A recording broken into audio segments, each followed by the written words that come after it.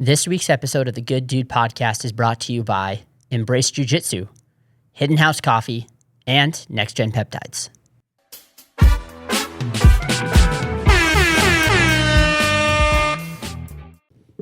There's some guys in here that I was like, I don't consider myself a tough guy. Mm-hmm. I can 100%, take care of myself, but I don't consider myself like a tough guy. And there was no one that could touch me. Right. And I was like, that's not a good thing. Right. Because then half the Santa Ana guys that were there teaching as well destroy me. So I was like, there's got to be, I've been training consistently now for 6 years, like straight jiu-jitsu. And I quit boxing a couple years ago. Been doing MMA on and off since high school, but I don't really do it anymore just because of injuries. And so it's like, I saw that and I was like, dang, dude, these departments need to put more work on it. Yeah, it's really a life or death situation. It takes one individual, as we know, to like really ruin things. Yeah. So We're lucky that we have Santa Ana here because they're down here. They're one of the first ones to build the program like they're building. Good for them. Yeah, That's awesome. They're doing it. Yeah, and our buddy Josh, former black belt, former Bellator fighter, he's there helping run things. They have a couple nasty black belts. They have big guys, they have small guys, and they have everything in between. And so it's really cool. Like those guys go after it, That's which cool. is rad. That's really do cool. Do you do any stuff with like the law enforcement side when I training? do like all a lot of my gym that I train at. It's like one side's Muay Thai and Jiu-Jitsu. That's usually where I train. The other side's boxing and MMA, and there's like a weight room in the middle. Oh, cool. That's sick. And then they'll kind of like bounce back and forth. Like you get a membership, you can go whatever. Yeah. But yeah, but there's a lot of cops that go because my coach or the guy that runs it all, he was a prior Marine, and he just goes to all the departments. So they come to him, and they're always there, but they're always getting trained. And like a lot of the departments by where I live have, I think twice a week, and it's not mandatory, but for some it's mandatory. Like once you get the basics, like you can drop in and out, but some of them like, hey, it's mandatory for you to be here. Yeah. It should so be. good. I love when they make it mandatory. It should be part of your freaking job. should. I mean, you make me with the gun. Why would I not do? Yeah, especially right. You're in a high risk environment, man. You need to like be doing that stuff. Like you have to. Yeah. Like you have to. Yeah. You see videos all the time. I don't even know how we got down this tangent, but I like it. But you see videos all the time of, like a cop getting out and somebody that has just basic grappling, or they're just so coked up or whatever, they got that adrenaline that they can go shoot a sloppy single and take the cop down. And it's like, dude, you could defend that in your sleep if you actually tried. Right. Well, not only that, like jiu-jitsu, it's such an eye-opener. I love, when I went, I loved always watching the big tough guy that walks in for the first time, and usually the coach pairs them with a smaller person, and they just get smoked. Yep, here's and your they're humble pie. yeah, and it's like, That's whoa. so good for you, though. Yeah, but it's so like good for you. And then I remember him using me to do that to other people, even still as a beginning white belt. He was like, just enough to show them that even if they know next to nothing, they could be in a bad position. And I remember seeing them get all smoked out. I'm like, hey, dude, you got to calm down. You're Give them 30 seconds. Yeah. And I'm like, but for me though, I'd leave and I go, that's so eye opening, because if someone knows as little as I do and they can smoke somebody like that, ooh, you can be in a bad way fast. Yeah. Fast. Yeah. It's crazy. It's very crazy. I wish our military put more emphasis on it too, which I think they are starting more. I think they are starting. Yeah. It's a lot of the things that need to be emphasized are not. Yeah. A lot of stupid stuff. Like let's calm down on the uniform thing and let's build up like warriors. Yeah. I talked to a buddy because I was in the Marine Corps. Oh, okay, thanks for your service, brother. Thank you. That's awesome, man. But the McMap, when it first came out, it was just the concept was great.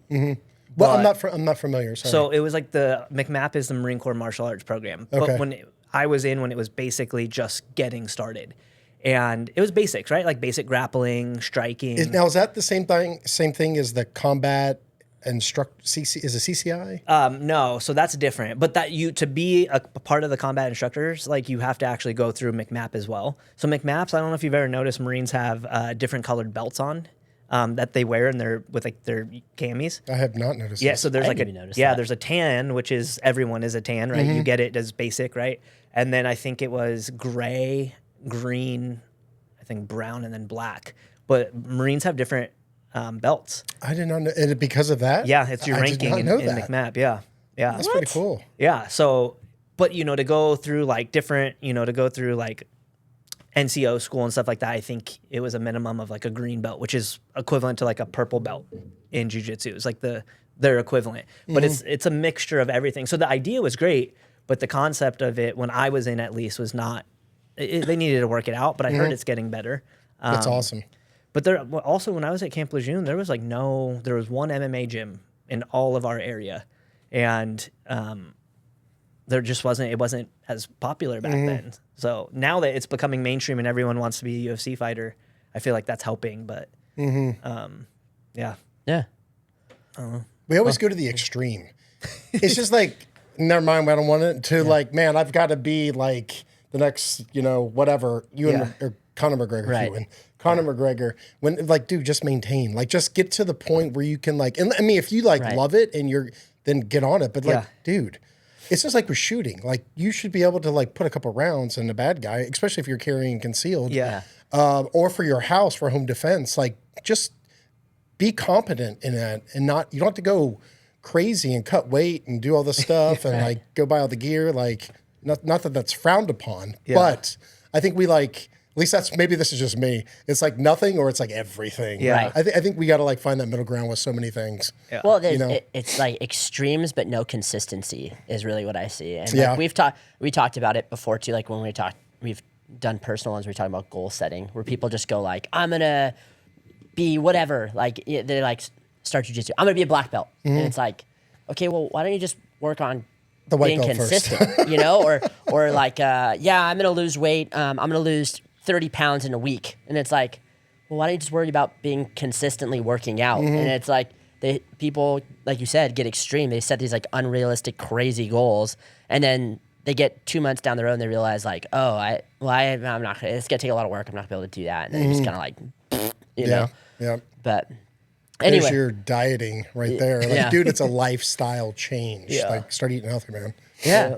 Well, Eddie, man, thanks for coming on. Yeah, this is here. how we start. We just kind of start talking. Oh, we've been recording? Yeah. just Oh, going. rock on. I love it. Yeah. So if there's anything like ever you're like, I don't really want that in there, just let me know. But I don't think I've ever said that, so we're good. yeah, but like just tell us a little bit about yourself. Like, where did you grow up? How did you get here? Yeah. Got you. Well, I came through traffic. That's how I got here. It actually wasn't that bad, but I was like, because I was coming south from Santa Monica Okay. and north. I was like, dude, that's not. I don't know if I could do it every day. It's if I had to go to rough. like, it looks very rough. It's rough. No, but I was born and raised in Cincinnati, Ohio. Did a bunch of like sports and stuff, not combat sports that we've just been talking about, but like baseball, football, did a little bit of soccer, one season of basketball. That was not my thing. And then I started swimming in high school. So wanted to be in the military, didn't know what. I chose the Marines, which I kind of want to do the Navy SEAL thing first, like when I was a kid, just because of movies and magazines and all that stuff. And did the Marines, and then did 4 years there. Didn't like it per se because as I mentioned, the uniform thing, it just seemed, it wasn't like I guess I was wanting something that I couldn't find. And I don't think it was even there until 9/11 happened, obviously. So I crossed over, did a complete crossover after my 4 years. So I was out one day, and then I crossed over to the Navy to do the SEAL program. Had to do some like processing stuff from one service to the next. Went out to San Diego, did the BUDS thing, the basic underwater demolition SEAL training. Did that, and then I went over to SEAL Team 2, did a couple deployments over there. The first one was to Iraq, and then the next one was Iraq and Afghanistan, then Iraq, and then screened for our Tier 1 SEAL Team 6 or Dev Group, and then went to that and did a couple deployments there, all combat deployments because Afghanistan, Iraq, everything was kicking off. And professionally good, and that's like, we could probably stay in that realm, but that's like definitely not my story. That's like, in my eyes, like the least of it. Not to take away from the job or the men and women and the sacrifice and the selflessness, but with that, I've learned came a lot of baggage, Oh, yeah. bondages, addictions, coping mechanisms. We always hear the word, PTSD, post-traumatic stress disorder, or whatever we call it today. And I didn't understand that. I was always like, oh, I don't deal with that. Like, I'm a tier 1. Like, clearly that's not. I've done all this training, and I really did not believe that I was affected by this. But if I turned my head and looked at my personal life, I was extremely affected by it. And operationally, professionally, I was on point. I was very good at my job, and I say that so humbly. I just was very good at more like house clearances, doing the job, getting the job done. I was excited about it. I was passionate about it. But when it came to my kids, it was like turn down time. When it came to my wife, it was turn down time. Like, I just want to be left alone. And I didn't realize I was like internally isolating. And bondages formed. I mean, addiction to porn, drinking, pill popping. Just didn't want to be home. I wanted to be the rock star, but instead of the guitar, I wanted the gun. Like, go over, shoot a bunch of bad guys, do the combat thing, come back and just party and train, and so I could rinse and repeat and go back and do it again. And went through a divorce, and this is where it really turned for me. Is my identity was so in my job. Like, I'm a Navy SEAL. It's not like I'm Eddie. How are you? It was like in my head. I mean, externally, you'd be like, okay, dude, maybe seems like a normal guy, but internally I would be sizing myself up to people. I'd be going down my resume, like, what does yours look like? I think guys do that a lot. You can you can really tell it when you walk into a gym. Yeah. Guys are like, do you know what I can bench? Like, I know that these are going into stupid things. I used to do it. So I'm not like pointing fingers, but I can see it more now that I'm kind of like drawn out. I'm like, that was ridiculous. I can't believe how pathetic I was, but I can see it now. Like, and it's kind of gross. Yeah. And, but I had to look in the mirror first, for sure. And, but when I got custody of my kids, like, I went through a divorce and I got custody of my kids. And, this was 2 weeks before I was supposed to go to Afghanistan. So I'm in the courtroom with not a very expensive suit on because I'm on a military salary and a very patchy beard. And I got custody of my kids because my wife at the time lied in court. So they told her she moved to a different state. They told her to move back. She refused. They told me to go get the kids. I got the kids. And there was 3 of them. There was a 10-year-old girl, 5-year-old girl, and a 10-month-old boy. Dang. So I went from operating at a very high level, which I loved, I was passionate about, and then my life went. It was not a veer; it was a hard left or hard. I mean, it was a hard turn in a way that I did not want to go. And my kids know this. I have a book, obviously, the Unafraid Book, but where I lay it out. But man, I was confronted with myself, and I did not like what I saw. I was, my son, he was 10 months old.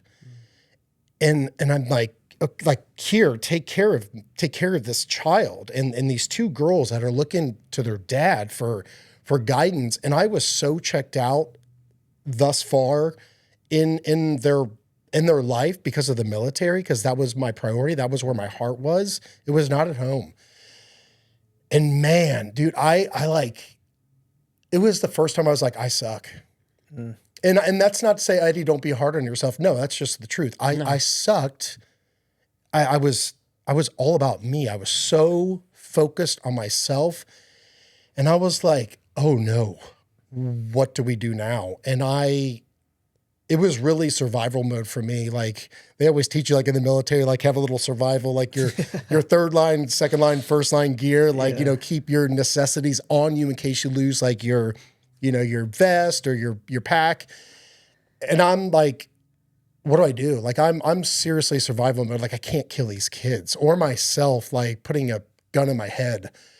And it went through a process of just like learning my children, learning myself, and something that I made fun of all the time. And I really was in a place where I didn't understand. And I started dating another woman, and she was a Christian, and she started like kind of sprinkling Jesus on me. And I'm like, okay, I'm like, that's for the weak. I would say that was for the weak. And I believe that. Yeah. And I was so wrong. I was so wrong. And dude, I realized through that process, I'm kind of like fast forwarding years here, is through that process of like just be willing to let him do what he wants to do, is I've realized that someone that's seeking the Lord with all their heart, their might, their strength, and their mind, like in their soul, like who's really seeking him in all things, not just on Sunday, not just before they have a meal, on all things. I have never seen such strength from men or women that are like, he's first. I'm here for it. I'm open for it. I want to go all in for it. Like, what do you have to say? And what he says, then we get this choice of a thing called obedience, is to walk that out, because I used to have this like belief, like that's ridiculous. Like he can't talk to you. Like it is even real. And I had an encounter when I went to like a Wild at Heart from John Eldridge, which is a phenomenal book, phenomenal man, phenomenal like organization. And it was like a 3-day like Christian camp that I had like an ultimatum from my, at the time, it would have been my second wife. And I went and just had this a series of encounters happen over this weekend. And I'm like, I'm not getting the story. Like I'm not seeing, if I'm looking at this world and like the people in it, I'm not seeing correctly.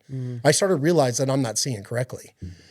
And I was like, okay, what does that even mean? Like not seeing correctly. And then just going all in and like learning to pray, a 4-letter word that I was scared of, and just like opening my heart, like, hey, because I was at a very dark place. I was drinking, I was consumed to porn. If I took like the time I spent on the internet looking at things I shouldn't and transfer that over to like combat sports or learning 5 new languages, I would be one smart man right now. Like I would, if I could just take that time and transfer it over to like things for good, oh my gosh, that would be so amazing. But I was blown away by the realness of it all. I was so blown away. I'm like, well, if you do this, then what else? So I started getting into the Bible, and I would try to read the Bible, and I'm like, this is boring. I don't like it. What's this about? And I would start praying, like, make me want to read this. Like, make me, because I'm not seeing this. And all of a sudden just starts coming to life. And I mean, I think for a lot of us like pick up like certain versions that don't go into our mind the correct way, or we started like Genesis 1 and we're like, how does this apply to me? It does, but there's some things we need to look at probably first so we can understand the the foundational things. And so it just started coming alive, and I literally, and a good friend of mine told me this, is like, do you see the word of God as like bread, as like food? Like you must have it. I'm like, that's really good. And I really believe I'm at that place where like I need to have it. Like if I don't, like I'm on a trip or whatever. Now I know I'm on a trip, but I always bring my Bible with me because it's a non-negotiable for me. And you can tell a difference if you miss a day or two. Like I can tell a difference in my mindset because we're told to renew our minds daily and do not conform to this world, back to the world thing. And I was just blown away. I'm like, why aren't we talking about this stuff more? Why is this not on billboards and on commercials, and what's going on? And I think that was the thing that kind of deterred me for many, many years, is we have to understand that we live on a battlefield, and we can say, well, that's just not true. And I would say that's very foolish thinking. Is we have the world, the flesh, and the devil. And dude, those things are real. Yeah. Like the realest thing it's realer than this can right here, or that cup, or that phone. It is realer than the shirt on your back. And when we start seeing that, the more you dig in, he starts revealing more and more, which me just saying what I'm saying, if I would go back 10 years, be like, Eddie, shut your mouth. Shut your mouth. But I'm like, it's like, I can't help it. Mm-hmm. Like we want truth. We're a society now where we want truth. Yeah. We want truth, but we try to find it in a political party. Yeah. Or we try to find it in a music group or a movie or a magical drug or a job, right? A job that guilty. Mm-hmm. And that's not truth. Doesn't mean there's not truth in those, but you got to go to the truth, which is Jesus, and let him renew that mind so you can process what this nasty world feeds you at all times. Dude, I was driving down 405. Yeah. Driving down the 405, and there's a Skechers billboard, and it's Sofia Vergara, who's on Modern Family, I believe. Yeah. Modern Family. Beautiful woman. And it's Skechers, it's shoes. And she's on the billboard with her cleavage hanging out.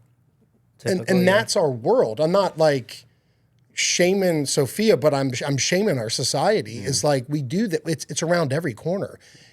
It's around everywhere. You go into a gym, you go to the grocery store. I mean, like the things that we're wearing, the way we're talking, the way we're treating people, it is like consuming in not a good way. And that's kind of like I got to pull myself out, and I choose to walk in a different way. Like what he says, that's still true yesterday, today, and will be, next Wednesday. So that's been kind of like my journey, retired out of the, kind of bouncing back and forth. Sorry about that. No, you're good. Retired in 2016 and started my security company and then a contingent group, and then wrote the book with Keith Wood. In 2023, it came out. And we're actually working on our second one now. So like the spiritual growth after like finding out that he's real, and then like going all in with him, like what he will does, and just like some really, to be honest with you, eye-opening, jaw-dropping experiences that I've had just by saying like just raising my hand, like I'm here for it. Like, what do you got? And realizing that this spiritual warfare thing is not just I feel bad today. Okay, there's a lot more going on than just you're feeling bad today. Yeah. Or why are my thoughts going over here? Or why am I having this thought over here? And I really started really realizing how insane that was probably about almost 4 years ago now. And I said this on the I think the Mulligan brother. Is it Mulligan or Milligan? Mulligan brothers, I believe. Is it Milligan? I honestly don't know. It's the Milligan brothers or Mulligan brothers, whatever one I said. Make sure it's that one. Yeah, we got you. But they're awesome dudes. They came from England, came on over, and we did like a 2-day podcasting. It was super cool. Way. But I told them, I was like, this is really like I had another thought of like wanted to put a gun in my head, and like just like it's too much for me. Like I hate saying this word. I can't do it. Like I'm exhausted. Like it's overwhelming. It's too much. The thoughts, the worry, the finances, the health, my kids, what I did, like the shaming and the guilt and all the condemnation is probably the best word for it, which comes from one place. And it ain't God. And I was like, I can't do this. So I called a buddy that was with one of our SEAL foundations. I'm like, man, I need help. I need what are the therapies? What are my options? And sign me up for every one of them. Like, I've got to stop this. I've got to stop this. And one of them that was pitched to me was psychedelics. Is like, hey, we'll pay for you to go down to Mexico and do it. And I was like, absolutely. I'm all for it. Like, I need something. And I hung up the phone. I'll never forget this. And it was like literally within a minute, if that, you're not going to do psychedelics. And I knew that was the voice of the Lord. And I'm like, do you not that he doesn't, I'm like, do you not see my life right now? Yeah. It is chaos. I'm like, I know you see differently than I do, but man, it sucks. And he told me a word that I will never forget. I'm like getting chills everywhere. He goes, trust. Like, trust me. And man, I was not trusting him, dude. I was trusting a secular world and all these things that they say work, and they might work for a little bit, but we're still not getting to the root of a problem, or we're finding all these like Band-Aid healings and not really getting to the truth of it, so I can walk through that darkness to get to the light. And not only that, but I get to train and teach the next generation. Mm-hmm. And that's what we're missing. Want to lose weight? Take a shot. You don't need good habits. You don't need to work out. You don't need to eat good. Just take the shot. You're fine. That's the world in which we live. Yeah. It's instant just gratification. And perversion. Yeah. I mean, look at what the original cookie might have been, like some dates and nuts or something. I mean, now you got like a triple-decker diabetic cookie served up. I mean, we can see it in sex. We can see it in all kinds of things, right? Like boob implants, butt implants, dudes with steroids, like and guilty of the steroid thing. Of many things, like we just take it to the next level, and that's just the enemy, like infiltrating this worldly system. That's why we're told do not conform, don't conform, because it is not good. And then once you see it, you're like, how Can't have I been? unseen it. You can't exactly. You can't unsee it. And you said something so good, identity, like your job. Yeah. And I heard something that's so true is if you are what you do and what you do is lost, who are you? Right. If you are what you do and what you do is lost, who are you? So I was like a Navy SEAL. I could no longer do that. I had to be this parent, and I was lost. And that led to a lot of drinking, a lot of pill popping, a lot of porn, a lot of coping mechanisms, bondage, addictions, things that I thought were normal because that's what the world says. Oh yeah, man. Like, what do you see? Almost every like movie or TV show, there's a blowout at the house. Someone's going to a bar somewhere. Yeah. Instead of like confronting the issue, like, hey, I'm sorry, I should not have said that. Or, hey, I did not know I was doing that. Can we hash this out? Can we talk about this? No, that's not what happens. No. Someone's calling another girl or another dude. One's going to a bar. Another one's going to, you know what I mean? Yeah. And we do this on repetition. And what do our brains that are, you know, we're there's not a TV in here. That's good. that like that TV that's in the mantelpiece or the centerpiece of just about every living room across this country, just feeding you. Yeah. Feeding you what the world wants. And you can, a lot of pharmacy, a lot of stuff, foods, like just lust of the eyes, lust of the flesh, the pride of the life. Like, here it is, take it in, Americans, take it in, world. Yeah. And then we walk in it. Because that's what we think it's normal. Yeah. It's not normal. You're Right. conditioned to think it. There you go. There's a perfect illustration that from my other job, I was helping our team build out a thumbnail for a podcast, and it was like about AI and then versus like the Bible and all that kind of stuff. And I had this vision for this thumbnail that our illustrator did perfectly, and it's a dude sitting down, and he's got a TV here, like a TV and computer screen here, and he's got a Bible here, and both are pouring into his brain. And it's like you get to pick which one. You know, you get to pick what mindlessly feeds you, or you can pick like truth and like real identity. Like a lot of those, like what you're saying that, and I'm sorry, I completely cut you off. I just realized that. When you're talking about like the pornography and the pills and all this different stuff, and people are like, I'm struggling with addiction. It's like you're struggling with your identity. You're struggling with that is the symptom of a greater issue that you have going on in your life.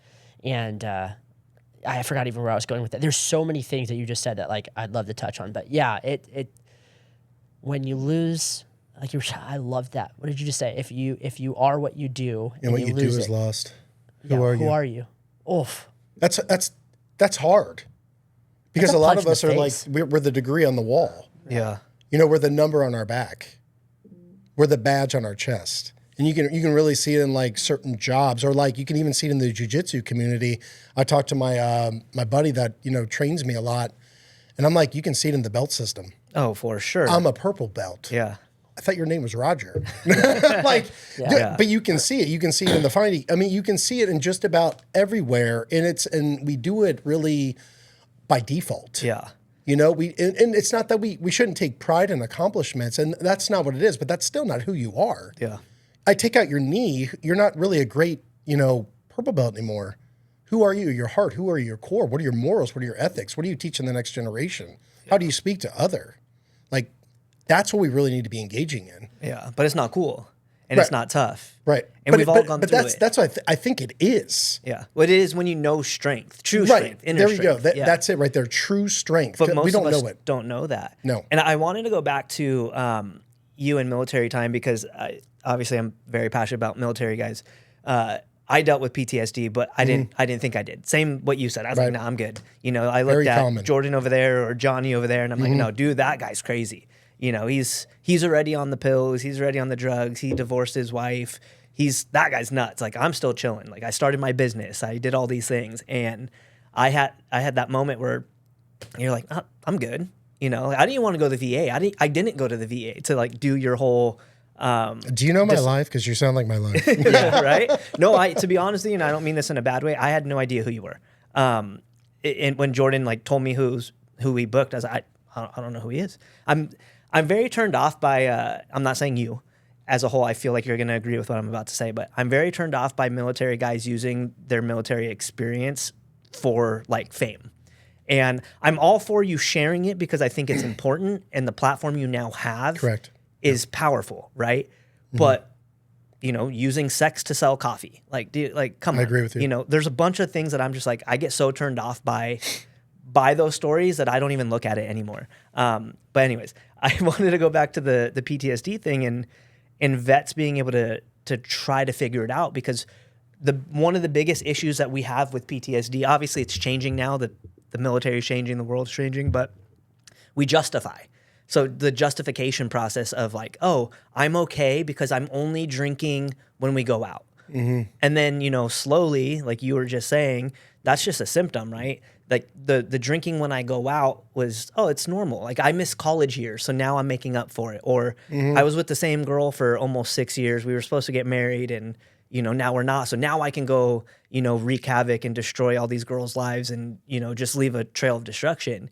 You justify it by saying, oh, I missed college. Oh, I missed this. Oh, that guy over there. That's what PTSD is. I'm just fine. Mm-hmm. And and I don't mean this in a lame way, because when I get asked to talk about how I was able to change my life, I have one answer, and most people don't like it or they don't understand it. And it's not of quote unquote value, but to me, it's the most value. It's like, God changed my life. That's it. Mm-hmm. I woke up one day and I was disgusted with who I was, and I just quit.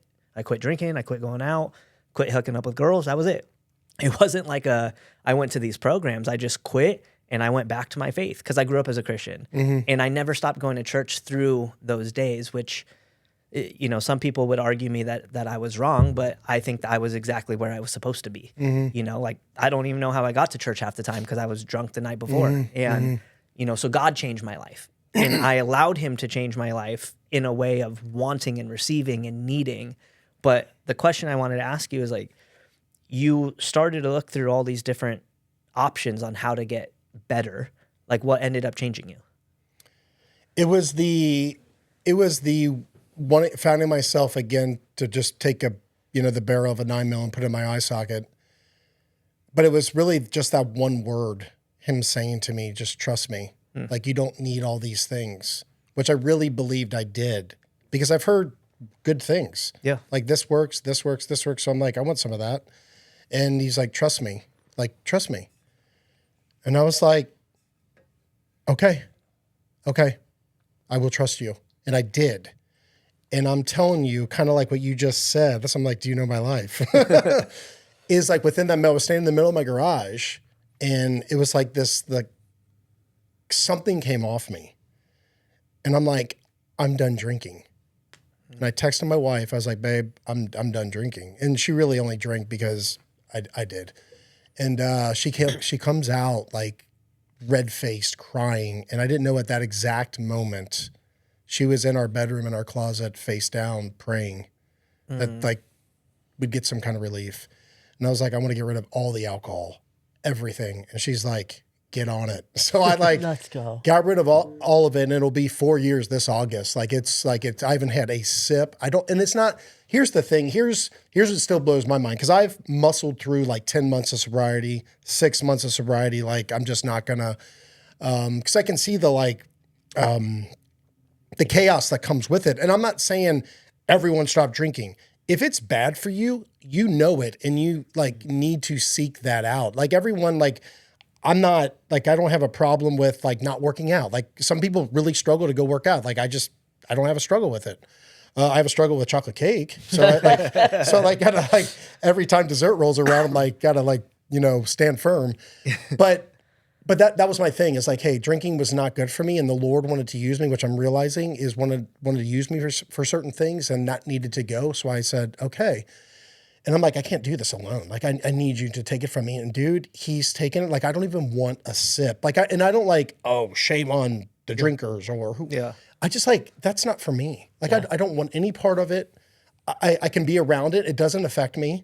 Not that I would just like go hang out in the bar and like just like order dinner or chill out. Like, I have, but it like never bothered me. It just removed it. I was like, okay. And then like, it just showed me what he can do when we trust in him and surrender, like that S word, man. Like, you know, the military, like you don't surrender, like you don't want to tap out, right? Yeah. In jiu-jitsu or whatever it is.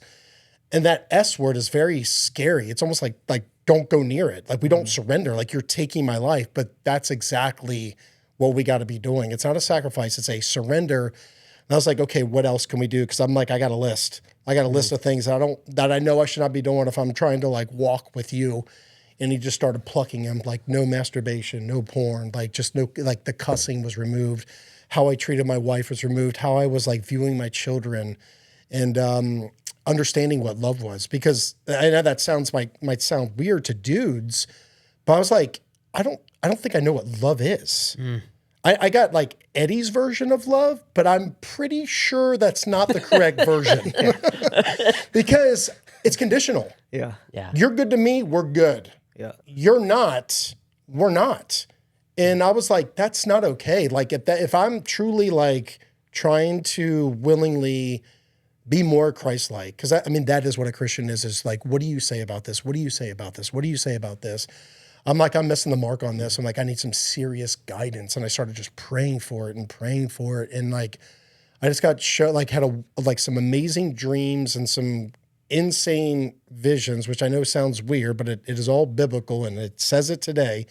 And just feeling his love, like how he saw me. And I was like, man, if this is how you see me, like I'm like I'm not a good person. Like, I'm just not a loving man. And I'm like, I want to be a loving man. Like, I want to love my neighbor like myself, but I struggle with it. Yeah. Sometimes I want to love them with a fist through their face, but I know I shouldn't. And I'm not saying, oh, that's just being passive. No, there's a time 1,000% to stand your ground. And there's a time to have compassion on people because the stuff that I'm going through, we all are. Yeah. That's why we need that love, that mercy, that grace. You can't just like come down with an axe on everyone's skull when something doesn't go. That's immaturity. Yeah. That's on you rising up in defense. And I realized I was doing that with my wife. Like she would just like say certain things and I would like have to like, how dare you accuse me? Like on defense, not that she doesn't have her own stuff, but I'm like, it's more like, okay, how am I handling it? Because I can only handle myself. Like if I'm walking good with him, I'm good. Like I can't help my outside surroundings, but I can help my walk and my choices, what I choose to say, what I don't say, my actions, all that stuff. So I just started looking inwards. I was like, held up that mirror and like, show me. And that is possibly one of the scariest things I've ever done. 100%. Is show me. Yeah. Show me the things I don't want to believe, which is why I'm coping, which is why I'm into these bondages, which is why I'm wrapped up in a identity crisis, which is what we see everywhere. Everywhere. It just looks different. I mean, next month is June. That's an identity issue. Yeah. And it's everywhere. And when I said, show me, he showed me. And I think a lot of people can get afraid of that. Like show your dark self, your true self. And then what he wants to do is like lovingly pick you up and be like, dust you off. Like, this is not how we walk. Let me show you, let me correct you, let me teach you, and then let me equip you so you can go out and destroy the darkness. And that's the name of the game. And it really just takes someone says, hey, put me in. Yeah. I want to go in. Like, I want to show me. And some of the stuff that I was shown, like stuff that I didn't even think about, didn't even know about, that happened to me when I was a kid. I was like, how? And then that Holy Spirit is just so like convicting and not condemning, convicting, show us these things so we can go through that like confession. I know that people hear the word, oh, that's religious. That's not religious. I was watching a good friend of mine. He was on a podcast and they had a very smart person with many degrees on the wall on there talking about addictions. And one of the things this lady was saying, talking about this addiction, was, something that we found that is really beneficial to everyone is we do this thing called truth saying, is we tell each other the truth of what's been going on. And I'm like, yo, girl, that's confession. That's been going on for quite some time. Is what we see now, and you can see it everywhere, is you can see it all over media, is they've got this new thing. They're just changing it. Yeah. They're slapping a new label on it. That book breathes. The Holy Bible breathes. It has a heartbeat. It has blood that has paid the price for us. And when we go into that and we get rid of our doubts, which is just contaminating us, our minds, is just doubting these things, and we'd rather trust the things that we can see versus the things that we can't see, which is of Him.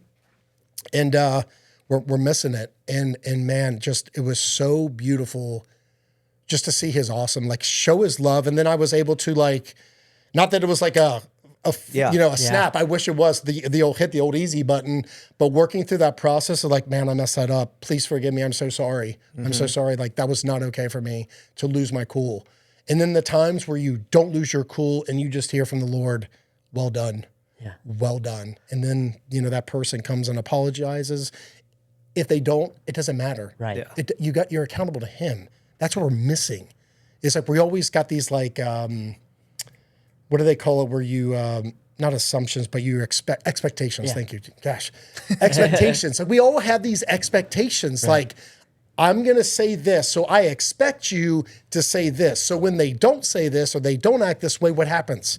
Yeah. We go to pouty pants land and we're like, oh my gosh, like I can't believe them. They're so wrong. I can't believe it. Dude, look at yourself right then and there, throwing out this and throwing out that. That's not right. Yeah. And it's like being day one of white belt and taking your humble pie and saying, thank you for showing me how weak I am and how much I need to grow. Yep. I mean, that's it. Is like, dude, the spiritual walk, I say this all the time. The spiritual walk in jiu-jitsu is like the same. Yeah. Well, they're both freaking hard. They're both freaking hard. And you never learned it all. Yeah. Yeah. It's that's like the thing. it's like the more you learn, the less you know. Yeah. Yes. That's what I found. I'm like, Yes. the more, man, I'm like, I know a lot, but I know nothing. Yeah, That's that's literally what how I was going to It's touch crazy. on. Is like even when you get to this point where you're like where you're at now, like you're understanding it all, but you're understanding that you don't understand it all. so big. and you're just like you're like, oh, I thought I needed to learn this much, and now I know I need to learn this much, and then you get there and you're like, wait, it's never ending. But the world tries to do a imitation version of that, where you're like, I had to look at the mirror and I had to have God tell me who I was. Mm-hmm. They have the imitation version of just like confession or truth telling. Well, I just gotta look at the mirror and I'll tell me who I really am because it's all deep down inside of me. And it's like, no, because deep down inside of you is what got you to this place where you're at. Where when you look at it and you have someone to reflect off being the Father, and He tells you who your identity is, and He's the example of what you should be, then you can look at yourself and go, oh, so that's the things in me I need to get rid of. And that's the person I need to model. And then it's like, it's life-changing. And then it's like you said, it's not like when it comes out as drinking, it's not drinking, like not wanting to drink and then condemning people for it. That's religion. But not drinking and being like, hey, I love you, man. And drinking right now it's not my thing. I still love you. If you want to give it up, I mean, it's not. That's how a do I seed. put this? That this goes. Yeah. Yeah. And it's like, it goes back to what you were saying, where you're like, I thought Christianity was soft, and I thought being like loving Jesus was soft. And technically, Christianity still It is still very is. soft, because we're really missing it. Because Yes. we play in this like, oh, I go to church on Sunday. Yeah. Cool, Right. rock on, man. Man-made Christianity. Yeah. But being a real follower of Jesus Right. is Thank not you. soft. Yeah. Thank yeah. you. People assume there's a passivity to it, where you're saying trust and surrender, and people are like, oh, that's so passive. It's like, no, trust and surrender is a very active response. That's strength. Yeah. Yeah. That's Very strength, knowing that you're not in control, Correct. which is what we love to be in control of our little world or a little slice that we're given down here. When we give control to Him, oh my gosh, man, He'll take you places you're like, let's Yeah. go. I'm like, you sure about I think this? I think of it this way. I think of that like big bro jacked dude that just like has to constantly walk around and flex his muscles, and then you have this like cauliflower eared, Small guy. super small, chill dude that can just murder your face off In like a second. And he's just like the happiest, nicest person. Where it's like, but he knows where his true strength is versus this fake version that the other guy has to create to puff up his own ego. Yeah. So. Man. You know, it's an interesting thing though about faith and in the stigma Christianity being weak. We've referenced it. I'm sure you've heard it too. But like for a long time, a typical Christian man was that kind of goofy looking dude wearing khaki pants, shirt tucked in so tight, like kids doing whatever they want, wife just, telling him how it is, so passive to the point where you forgot what it was like to be a man. And now we live in this world where being a man is this freaking toxic masculinity thing. Yeah, Well, it's not. yeah. No, it's not. Being a man, and Tim, the guy with the tattoos, said it the best I've ever heard. And we've referenced it so many times, but I butcher it. He says it better.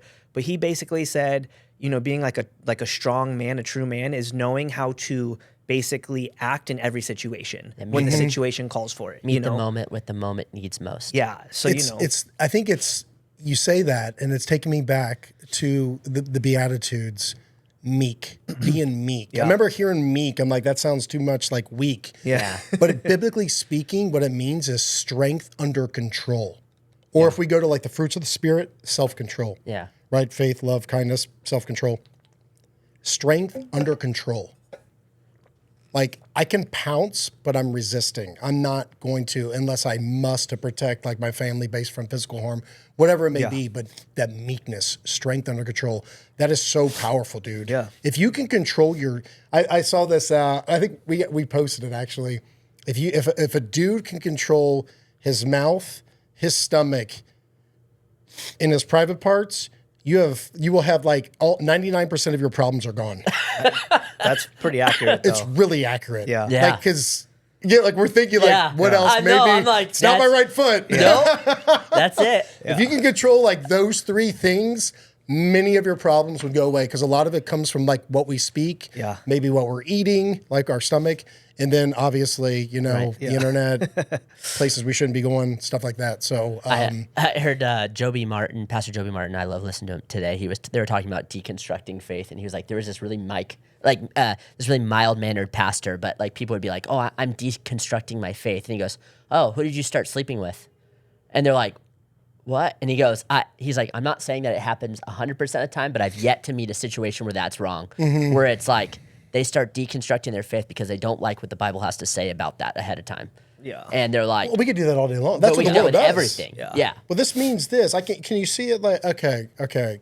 Yeah. Calm down. Yeah. Let's pray on this one. Dude, it's a thing though. And then you also said like believing in something that you can't see, right? So it's like that is almost like a sign of weakness. But if you break it down at such a Barney style basic level, like we do it every single day in our lives. I believe in something we don't see. Yeah, it's called fear. Yeah. Or no, even just like knowing my car's gonna get me from here to work. Great example. I'm not a mechanic. I don't know if there's something wrong with my engine, my brake lines, my tires, but I know, I don't even think twice. I get in my car and I drive. Right. Right? I know my truck's going to get me there. The airplane flying from Dallas to here. Exactly. Yeah. Like you get in on a plane. Bacteria, we know that's real. Yeah. Virus, I can't see those bad boys. No, but we do it every day. Or something super basic if you're not a Christian, because it's one of my favorite things I get asked is like, how can you believe in or for such a smart guy, how can you be so dumb and believe in something you can't see? Well, do you think that your wife is going to go out and cheat on you right now? Well, no. We have trust. I was like, oh, that's weird. So you have faith in your wife to not go out and cheat on you right now. This is the same thing as my faith in God. Like I cannot tell you every single component about God or faith or why things happen or why they don't, but we're not intended to. Yeah, not one of us can. No, if we could, we would be gods. God. Yeah. And we would not need God. Yes, like sir. I'm also fully believing that God gave me a brain to use. And once you have experienced what God can do in your life, there's no way in this planet you can tell me it's not real. So to those deconstructing Christians, like you have an inward problem. You have an identity problem, right? Like there's a lot of things that I've done in my life since I've been a Christian, quote unquote, that was not very Christian-like or not Christ-like, right? But the difference is instead of me, being mad at God, I just say, dude, I'm sorry. Like I don't deserve. Yeah, we can't what you've force given feed me. them. I mean, we can't put them on a waterboard and like, you'll see him now. Right? Like, It's just that's not our place. That's his. it's crazy, but like I think when you've truly experienced God's power in your life or have seen somebody that has gone through something similar, like just hearing your story. Now, I didn't know who you were, never met you, right? But seeing like and hearing what you're saying, how God has radically transformed your life, how can you say that's coincidence? Or how can you say that it's not real? Or how can you say you as a man did this on your own? Like that, it just doesn't exist to me. There's a great line that I heard the other day that's like, God calls us to bear fruit, right? Well, they'll know it by the fruit we produce. Well, the fruit isn't for the plant. Like corn, when it creates the corn on the cob, it's not for the stalk. Yeah. It's for the farmer to use however he sees fit. It's not like the corn stalk wins an award when it, produces good fruit. So the fruit that we produce is not even necessarily for us. It's for God to use in other places. And that's one way that, people can see that he is real by the fruit you produce, by your relationship with him. So like, Eddie, you putting in all that hard work and having this story where God's like transformed your life, and that's amazing. And I know it's made your life it's made your life better, I can assume, right? 100%. But not only that, the fruit that you're producing is not just for you, it's for the listeners here. It's for, Well, it's for the guys the non-believer. that want to see the tough dude, that's done a lot of like cool things and movies make it awesome. Now they're getting to see like what you're actually doing with your life. One book that absolutely changed my life was someone gave me Adam Brown's book, Fearless. Great book. And that, like, literally, I was 23 or 24, and I was just a crap bag of a person. And I was doing the same thing he was. Like, it was like showing up drunk on Sunday, sleeping with my girlfriend, going to church, and then raising my hands. And I was like, I was still so caught up, even with my dad being an awesome example of a man and a godly man. I was like, still in my eyes, the Christian khaki polo was like, there's no cool, tough Christians. And then read about Adam and what he went through and the kind of man that he was. And I was like, whoa, like. He's a good dude. He's a really good dude. Yeah, I was like, that, it honestly, that, and there was another one called Tender Warrior by Stu Weber. I don't think I've read that one. If you get a chance, he was a Tender Warrior. Is Tender that Warrior? Yeah, Vietnam era Green Beret. I think it was a Green Beret. But just changed my radical view on what Christianity could look like and what true strength in Christ looked like. And it was like, dude, it was mind blowing. It's mind blowing. Sorry, I got totally off topic. No, you're good.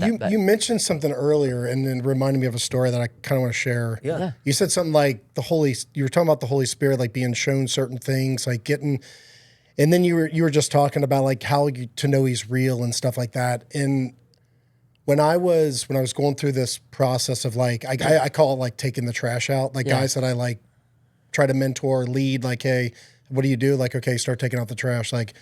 People, places, and things. Okay, if it doesn't align with the Lord or it's not beneficial, if it's not producing good fruit, it's got to go. Or at least pray on it and see what it is. Because a lot of relationships we have, you shouldn't be having relationships. Like I had the guys that I was always going to the bars with, probably not a good relationship for me if I'm trying to walk with the Lord and do the right thing. It's crazy how your parents tell you like you are who your closest friends are, and you're like, as a kid, Which you're is like, true. that's so dumb, and Which then you is get so as true. adult, you're like, oh, dang, that's Which is so so true. true. Sorry, But here's your tough Christian guy right here. This is just like, this is the transparency, and this is, and I shared this on stage maybe twice, just being led to, and I think I am right now, is when we call on the Lord, like, show me myself, show me where the areas were. And I had an issue, and still can battle with it, like with lust, like protect the eyes, like gotta stay away from certain things. And I was praying with another individual, and like through years, I would go back to this one room when I was a kid at the basement of this church. I went to church like 3 times because I saw this in my book. I saw Jesus, got scared. I'm like, yeah, I want nothing to do with that. There's a little bit more to that story, but he was the boogeyman to me. He was so scary to me, but I would like, it wasn't him. It was the darkness that followed, that really scared me. But I kept going to this room. I'll never forget, like red carpet. There, I could see the table, and it was like on a video game. Like if you got your character on a video game, and there's like a light around your character, but it's dark everywhere else. And then as you move around the board, the light goes with you, so you can see where you're going. So I was always in this room, and I never moved. I was always in this room, and we were praying. I'm like, hey, I'm back in this room. I've seen this room many, many times, we're just praying. We're just praying. Like this is the awesomeness of the Lord. This is like the doubt. This is the there's no way. This is the yes, there is a way. Because anytime we say there's no way with God, you just put him in a box, and that's not the Lord. Like, sorry, he has no boundaries. Just that he does everything right, and he does not sin. But I was there, and I'm like, I was praying with a lady, and she's like, go back there. I was like, all right. So I go back and I'm praying. She goes, now start walking. So I start walking as I'm seeing this, like in spirit. Like you can go to the Bible, like in spirit, because it's like taking you to another, I don't know how to explain it, so I'm not going to even try to, and, lead people astray with that. I don't know how to explain it. But I was praying, and I started walking in this room, and as I'm walking, I see this man in front of me. And I'm like, whoa, like pop out. I'm like, okay, I see a dude now. Like, and I could see he had glasses. He had like a white collared shirt, like a sweater, like one of those sweater vests. Yeah. And I'm like, I have not seen this in years. I've seen this room by praying. I keep seeing this room, getting a vision of this room. She's like, go back. So I go in, and she's like, now start walking, walk to the dark area. So I start walking to the dark area, and I see the stairs that go upstairs. And there's like a closet. That's a like cleaning closet, and then there's like a bathroom that wraps around on the bottom of these stairs.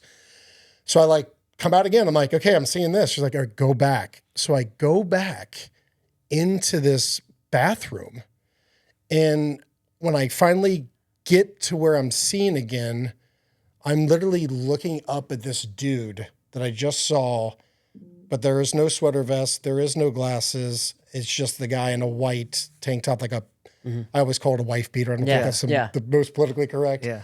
But I'm being abused by this dude, as in my mouth is on his genitalia. And I'm like, and I remember looking at his face, and I could see a swirl on his face. It was what was controlling him. It was darkness, the enemy. And I like popped out. I'm like, I'm furious. Because I know this, I'm being shown by the Holy Spirit that this took place. Yeah. I'm crying. I'm pissed. I am so irritated. I'm like, what the heck just happened? So I say, and she's like, yeah, you were abused. You were molested. And I'm like, and this isn't just a random person. This is a person that's been walking the Lord and very righteous. And I didn't even know when I saw this room before. And I'm like, I calmed down after about 20, 30 minutes. And I'm like, what the heck? Like, I don't get it. And she's like, let's go back. I'm like, I ain't going back. Yeah. I don't want to go back. I don't want to go back. She's like, you got to go back. So we start praying again. I go back, and I'm just really nowhere. I'm just like in his presence. And I found out that man had the same thing happen to him. I found out that man is no longer alive. And I found out that I had to forgive him for what he did. And I did not want to. I wanted to forgive him with many bloody things. Yeah. And I'm like, but I had to. It was a choice. And I chose to do it. And when I was forgiving is when I was shown that happened to him. And dude, I started crying, and my tears of anger they got turned to tears of sadness. Is that man did not know how to deal with what happened to him when he was a kid, minus to carry it on, because he wasn't seeking the Lord. Lord, handle this. Let me face my darkness. And I think that's what's happening right now when we start running into SSRIs, psychedelics. You're not getting to the root of the problem. It masks it. And that's what the enemy wants to happen, is mask it. And you've got to go to that root, because I did not want to go here. And I had to forgive that man. And that right there was one of the biggest reliefs in my lust issues I have ever had, was that forgiveness piece. It was the forgiveness piece, being shown that. And I would not have seen that if it was not for the Holy Spirit. And people be like, that is the most ridiculous thing. And you know what? I can't disagree with you, but it is truth. And that's what happened. And I'm like, And I've had many encounters of these kind of things. And I was the dude that made fun of it. I was the guy, this is not real, but I'm willing. It's like, a buddy just told me this last week. He's like, Jesus is like you always, if you eat something new or a new coffee, you want like, dude, you got to try this. You got to try this. Like, try it like this. Like, let it cool down for like 5 minutes and then try it, right? We've got like, or like, dude, you got to go to this place. Like, we want people to enjoy it. So when you like, that's what this is. It's like, this is real, guys. Like, this is real. This is not. He is. Yeah. And this is what he'll do, and he'll heal, and he'll deliver, and he'll let you see clearly in the depression and the anxiety and the worry that you think are normal while you're living comfortably miserable over here in a thing called the world. It's not necessary. That's where the enemy wants to keep you from seeing his goodness. That's where he wants to keep us. And we help because we're so fleshly. You said it, instant gratification. I want it now. I want it easy. Happy doesn't do hard. Happy doesn't do hard. Yeah. Nowhere are we promised happiness. We're promised joy in the Lord, but we have hope. Hope in the Lord. I would say that it was going around the military and the spec ops community. Hope is not an option, I think it was, or hope is not a course of action or something like that. I'm like, oh, yes, it is. Yeah. Hoping in the Lord is totally different. Like, yes, it is. And he's real and he's true. And we got to realize that there's opposition, a thing called spiritual warfare. There's resistance that is trying to stop, that is putting this stronghold thinking, these false beliefs, well, that ain't real, or that's for them. That's not you. But remember you did this, or remember you're not saying this. Those are all lies. Those are all what the enemy just gives us for you to believe. You're like, yeah, and you think it's you. Right. You think, yeah, that's right. I can't tell them that because they're going to think I'm crazy. Yeah. Well, I just told you a crazy, crazy story. So there's the invitation. Like there is no, that's what the enemy wants to suppress and suppress and suppress, keep that internal. So it festers and it manifests in our soul, in our spirit, and it takes over to where we get these viewpoints that are just not real. It's called stronghold thinking. And we got to take all that to him. What do you say about this, right? Show me me. Yeah. Show me me. Yeah. I like how you said hard things are coming. And it says in the Bible, count up your joy when you encounter many trials. But it doesn't say James if. 1, yeah. It doesn't say if. It says when. When. So it's like that's a guaranteed. Just like the book that we both read. Psalm 23. Right. And it's like, the Lord is my shepherd, I shall not want. He makes me lie down in green pastures. He makes me lie down in green pastures. Not, I get to lie down in green pastures when I feel like it. Like, no, when he makes me lie down in green pastures. So it's like it, and then there's another part of that where it's like, he anoints my head with oil, my cup overflows. Well, verse 4 and 5, yeah. Yeah, but then back in the day, they used to pour oil over the sheep's head to remove the fleas and the ticks, but it also irritated the sheep, so it caused the sheep to actually bang his head against a rock when the oil was over it, but it was for the sheep's good. Interesting. So it's like, it's these things where it's like, it's gonna happen, but you have something to hold on to. You have hope. Right. And the strength is in the Lord. Hope deferred makes the heart grow sick, you know? Dang. I know there's so many good things in all of that. It's 10:09. We want to be like a good steward of your time. I know you have to get back up to... I'm good until like 10:30ish or around there. Whatever, you guys, this is your podcast. You tell me. We're simple. I feel like you've given so much of your story and where you're at that it's probably going to be a lot for people to digest in a sense of... It usually is, and that's okay. But that's the... Again, that's like the that's coolest what this is for. Part of like what we're doing. And I will say actually, and then we're going to ask you like probably one last question, but I think what's super cool about the space that Jordan created when he started this podcast is like, for the longest time, I genuinely thought there was not a lot of men willing to actually be real like this, right? Because it was weak, it was soft. Dude, you could not have paid me to sit here and talk to you guys about my feelings. Like there's just no freaking way. You know, if you would have told me 10 years ago, maybe even 6 years ago, I would have actually, I'll tell you when I would have shifted was 2020, my post COVID era. Because I had some like crazy worldly things happen that I had to tackle on my own. So pre 2020, I would have been like, nope, you guys are soft. You know. Now I'm like, no, bro. Like this is to be able to actually recognize the things that we're dealing with, the weight that we carry on a daily basis, the choices that we have to make every single day, that's real strength, right? Like it's not being I love the ignorant person that thinks like the second you become a Christian, your life is just magical and easy. God, that'd like be so nice. Right? That we drank some that we drank some Kool-Aid together and you guys you're happy, you're worshiping, so you're much raising harder. your hands, and it's like, no man, it's hard. But it's different, right? It's It's different. hard, but it's not the different hard. same. It's not the worldly hard. no, if it's that's the best way. hard you can have. Yeah, it's because amazing. you're choosing to live for something. It strengthens you. Yeah. Equips you. And it sucks though sometimes, right? Like does. I do want to use my fist most of the time in an argument. Like my brain wants to go back to that. Like it really does. Or I want to immediately, it doesn't need to be physical. I want to clap right back, right? Because I want the last word, or I want you to know that you're wrong.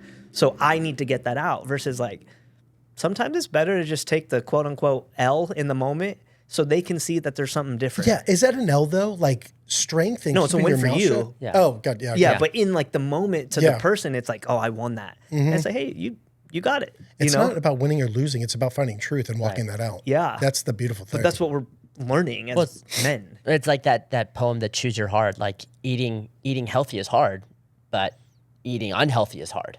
Like Yeah. lifting weights is hard, but being fat and out of shape is hard. Mm-hmm. Having a good marriage is hard. Having a crap marriage is hard. Having, good. So you good. know, So good. being honest with yourself is hard. Lying to yourself is hard, but it's like choose your hard. Yeah. So it's like it's going to be hard, One comes with a lot more carnage. Yeah. That's for sure. and that's the thing. And it's like being a believer is hard, but being a non-believer and not having anything to trust in and like someone to turn to and look to, that's hard. And they're blinded by it. Yeah. I mean, Yeah. blinded. Yeah. I think Blinded. that at least you were blinded. I was just choosing to not live it. Yeah, I you think know? we all have our. I mean, there was definitely moments where I'm like, I know what I should be doing. I was kind of living on the fence, Yeah. to lukewarm. Like, I'm good. Like, what do they say? Have your cake and eat it too, or Yeah. whatever. Yeah, that was so me, and so wrong. And then thankfully, like, just the grace piece. Like, hey, do you see this? And just being so convicted. Like, okay. Yeah. We talk about all the time. I just like looking back, and I feel like just a turd, because it was like I was going to church, and I remember there's active moments where I felt conviction, and I purposely went, nah, I don't want to do that.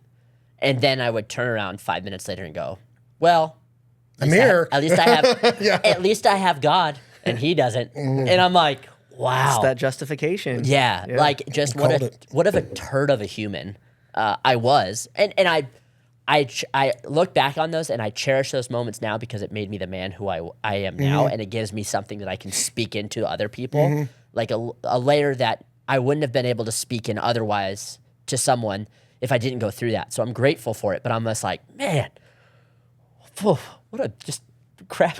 It's crazy to look back. You're like, I did what? Yeah. I started the Unafraid podcast a while. It's been a while since we've done one. We're going to start it back up here soon, I think. But I went back looking at old clips, and I'm like moving around, like fidgeting. Like this is before like I went all in, like kind of like anxiety without even realizing. Like I'm moving, I'm like, all these things are going on, and I'm like, what was wrong with me? Did I have like poison ivy? Like, and you're seeing yourself, you're like, Sorry. what the heck? Yeah. Yeah. It's weird, man. It is so crazy. Just like the certain. I'm like, if I move too much, I'm like, wait, am I doing it? Yeah. As you said that, I was like adjusting my legs. I was like, oh no. Like clearly you're not there yet. No? I love that. Oh man. All right, Eddie. What if someone? This is going to be kind of a loaded question. I think I know the answer to. But when you were at that moment, man, where you were just like, you were just lowest of low. Like, can you speak into the men that are going through that right now? What's like one actionable step that you would give them to the man that's just like, he's ready to? I mean, because I've been there. I told my story before where I was, I drank a bottle of whiskey and had my 45 and was really just ready to, because I was just such a crap son and husband, or son and brother and boyfriend and all these different things that I was just like, everybody would be better off without me. But can you speak into like the man that's going through that right now that thinks that really he has no way out? Like what bit of advice would you give to him? It's funny. is before you ask the question, I wanted to address something you said, and then you asked the question, and it's the exact same thing. Let's go. So it's good. I think for a lot of us is we make decisions and think. Just because we think something does not mean it's true. We think a certain way, or like we live off of these emotional highs, emotional lows, and we make decisions based off of that. And we can't do that. I mean, if you do a Google search of like, not that we can trust everything on Google, but you're going to see like, if you like, how many emotions or feelings do I have a day? You're going to see a range from like 5,000 to like 50,000 a day. Okay. Excuse me? Yeah, I can't do that. Yeah. I can't. So not all of those are true. Like we could be like, oh, hey guys, like whatever, you just hit a bunch of followers on YouTube and that would get everyone excited. Like the word's getting out, stuff like that. And then you turn around, you go out and maybe you're like the car has a flat tire. Like your emotions are up, now they're down. That's why we got to go to truth. Like what is truth? And that truth lies with him. That is the only truth. And it doesn't mean not everything's contained in the Bible. Like it's not going to tell you how to change the car tire, but it'll definitely give you wisdom. Like go to somebody that does and listen. And, but it's, I think a lot of guys, and I was there too, when I was about to, do that thing, is I was feeding off my feelings and that's not truth. My feelings are going to change every 2 seconds, like based off of what's going on in my circumstances in my life in that season of my life. And every season does not last. I mean, we could probably go back many times and many years and be like, it's over. This sucks. I will always lie. It's not true. So, but it's hard to not know what is true and what's not true if you don't know the creator of truth. So if we have that metric that like, I'm taking things to you, what do you say about this? It's a game changer. And that is what our enemy does not want you to do. He wants you to live your life. Look at the billboard. Go buy Skechers, right? Like go look at the billboard. Look at your TV. Listen to that music. Like just be consumed and do not look at him, because we look at him, our world changes in the most wonderful way that we're speaking of. And it's not like a fake thing or we need to make content. No, it's truth. Yeah. Like everyone, you always hear about, we just want truth. We just want truth. As they turn on like Fox News. Yeah. Not saying that we're not getting like the truth of events that are happening, but agendas are twisted in that is not your truth. And it's not who you're accountable to. It's not from a podcaster or an influencer. It's from him. And there's a lot of false speakers out there. And that's not to say that people don't speak the wrong thing and they should go back and be like, man, I should not have said that. Please forgive me. We're all imperfect. We are very all imperfect. But they aren't your God. He is. And the sooner you realize that and the sooner you walk in that way and not like lean on your own understanding and your feelings and how your emotional state is that day and just start seeking truth, you'll see things completely different. That was the number one thing for me, is like, I know that this is me. I want to like stab everyone that is not them, that is 100% me. It's one thing I'm like having something like, I'm not feeling it from this guy. And then I go pay for my gas and, get a water. And all of a sudden I don't like the gas station attendant. Okay, that's on me. Yeah. Like something's on me, like from somewhere, some kind of influence somewhere. It's not the world. Sometimes the common denominator is yourself, which is like, look at me. And that would be the one advice, is like, dude, the Psalm 139 says it so perfectly at the end of Psalm 139. It says, search me, O God, and know my anxious thoughts. Point out anything in me that offends you and make my path straight. Like, it is so good. Like, it's an invitation. Like, this is David here. Yeah. One of the awesomest warriors who was still a weak man. Lord, show me so I can like rise up, be better, and get on your path. And that is so hard for prideful men, egotistical men, guilty. All of us are to guilty, just like put that down and like, I'm here for it. Like, show me.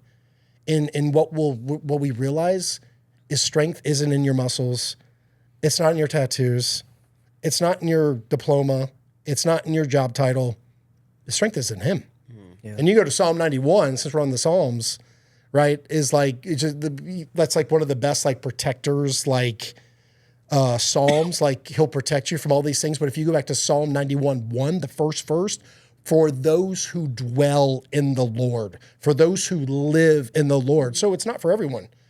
Because if you're not living in the Lord, well, you're kind of like on your own. It's not like he's not pursuing and loves you and wants you, but like you're opening up doors that shouldn't be opened. And many of the listeners and maybe even us know those doors that we need to crush. Yeah. And that's the name of the game. It's like constantly, okay, let's take ground. Let's take ground. Let's take ground. Let's not go to the corner and hide. No, let's take ground. Yeah. Kind of a long answer. No, so. that was great. Man, that was good. fantastic. I love that. I love that you just said, the common denominator is sometimes you, because it took me right back to a conversation I had with my 5-year-old the other day, where he was just like, everyone here is just being so mean. And I was like, so you think mom's being mean, dad's being mean, Harper's being mean, Paisley's being mean, grandma, grandpa. I was like, you really think that everybody here is being mean, or maybe you're just having a rough day? And he was like, oh, maybe I'm just having a rough day. That's and I was so like, that's cool. okay. That's so cool. That's okay. I was like, if everyone is being, and I'm trying to teach my kids that because it's something that I need to work on. If everybody's out to get you, maybe it's you thinking everyone's out to get you. Maybe it's more of an internal thing. Yep. Thoughts. So I like that. Thoughts can be brutal, bro. Yeah.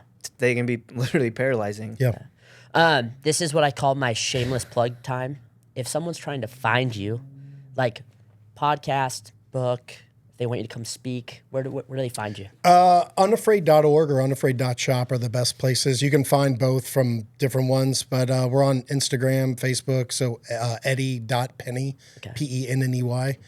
Then we got the book, Unafraid, Staring Down Terror as a Navy SEAL and a Single Dad. So put everything that we kind of covered and a little bit more in there. And then we got Unafraid 2 coming out, which is more of a kind of a growth thing. So the book we did went through chronological, the life, and then all the way through getting my kids and, all the war stuff. And or at the end of each chapter, we did a thing called a hot wash. Like, looking back, I wish I would have known this, where this is more of a more robust hot wash on the growing as a better person, not a good person, because I don't think I would be considered a good person. Yeah. I'm a better person, and just like continuously trying to grow and start living the way that he says, not what I think. Okay. So that'd be the places. Is 2 out for pre-order yet? No. Okay. No, we're still working on it. We just got done with the drinking chapter that I just actually told you guys a little bit about. So, all right. Well, I'm gonna link the first book and your I know, socials I was in the literally bio. just looking it up right now, so I don't forget. But Eddie, man, dude. Yeah, thank you. no, it was good, dude. Dallas. It was a great talk. I looked at one of your podcasts before I came out here, and what you guys, I think our conversation before and then before I even knew we were filming, Yeah. is awesome. Like, just keep that up, because for you guys, I know it. For you guys, I know it can look a certain way, or no one's hearing you. I know the lies that can come in many times, but that's not the truth. That's not the truth. Is like, this stuff is so impactful for men. I mean, I was seeing what you guys were about just before I came out here, obviously, just to get my bearings. And I was like, this is really good. This is really cool. And we need more men to step out in boldness, which you guys are. And I just want to say thank you for what you are doing. And that is like so awesome. Don't stop, because resistance wants to push you back. Comments are probably going to want to push you back. Circumstances are going to want to push you back, but no, break through and then take that ground. Dude. I love that. Thank you. Thank you. No, Because thank you guys. it is a lot, obviously, I know as it you is. know. And like, this is just a passion project for us. But we both are just like everyone, right? Full-time husbands, dads, business owners. Like, there's a lot going on. Right. And it's always nice to hear that, but also, like, we have to remember it's not just us, right? And I think that's what the average person doesn't understand either, though, because they're like, oh, you guys just like to sit there and talk. I'm like, no, I actually don't. Yeah. Don't even listen to those comments. Yeah. I mean, just don't even listen That's when to you it. want these. I'm just kidding. I'm just kidding. I have swords. Right? All right, guys. Well, I'm going to link everything down below. You can catch Eddie online. I'm going to link the book. Go grab that. And as always, be a good dude.